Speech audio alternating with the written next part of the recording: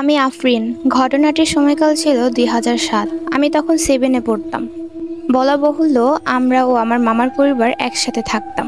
মামার পরিবারে আছে মামা মামি এবং ওনাদের 5 বছর বয়সীর একটা ছেলে। আর আমাদের পরিবারে মা বাবা, আমরা 2 বোন আর 1 ভাই ছিলাম। আমরা যে বাসায় ছিলাম সেটা সিলেট ওসমানী মেডিকেলের কাছাকাছি কলাপাড়া নামক এলাকায় অবস্থিত। ওই বাসায় আমরা ওঠার আগে নাকি 1 বছর বন্ধ ছিল। সেটা আমরা জেনেছি পাশের বাসার মানুষদের কাছে। কেন 1 বছর বন্ধ ছিল সেটা অজানা সবার কাছে। তো যাই হোক, দোতলা বাসার নিচতলা বেচলার আর আমরা উঠি উপরের তলায়। বাসা অনুযায়ী ভাড়া কম ছিল বলে আর হাতছাড়া করেনি আমার মামা। আসার 2 মাস পর্যন্ত ভালোই কেটেছিল। তারপর ধীরে ধীরে কিছু সমস্যা শুরু হতে থাকে। যেমন পাতিলে থাকা দুধ শেষ হয়ে যেত, ছোট মাছ রান্না হলে খুব সুন্দর করে কেউ নিয়ে সাইড করে রাখতো, মনে হতো কেউ খুব যত্ন করে খেয়েছে। আর এসব দোষ আমরা যারা ছোট ছিলাম তাদের উপরে গিয়ে পড়তো। অবশ্য পরে ভুল ভেঙেছিল। বাসায় কোনো মেহমান আসলে ওনারা আমাদের বাসায় অপরিচিত কাউকে দেখতে পেতেন আর পরদিন কিছু না বলেই চলে যেতেন। এইসব অবশ্য আমরা বাসা ছাড়ার পর ওনারা বলেছিলেন আমাদের। ওই বাসায় আমাদের একটা স্টোর রুম ছিল, সেখানে ঘরের অপ্রয়োজনীয় জিনিসপত্র রাখা হতো।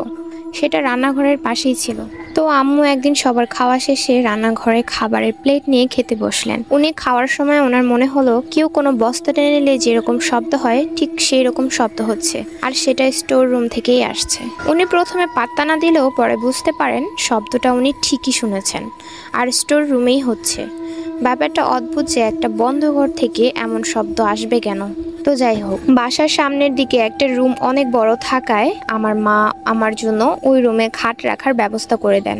তো একদিন আমার ফুফাতো বোন আমাদের বাসায় বেড়াতে আসে। উল্লেখ্য, ওর নাম কুয়াশা।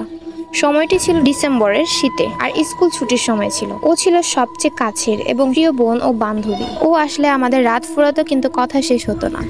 তো যাই হোক, প্রতিদিনের মতো আমরা খেয়ে শুয়েছি গল্প করার আশায়। কিন্তু সেদিন কেন জানি আমার বারবার হাই উঠছিল, মানে ঘুম পাচ্ছিল। চাইলেও পারছিলাম না চোখ খুলে রাখতে। একসময় আমি নাকি ঘুমিয়ে গিয়েছিলাম। আর মাঝরাতে যখনই আমার ঘুম ভাঙে তখন আমি মনে মনে ভাবছিলাম আমি ঘুমিয়ে গিয়েছি এত তাড়াতাড়ি। এরকম তো কখনো হয় না। আমার বেশ কষ্ট লাগছিল।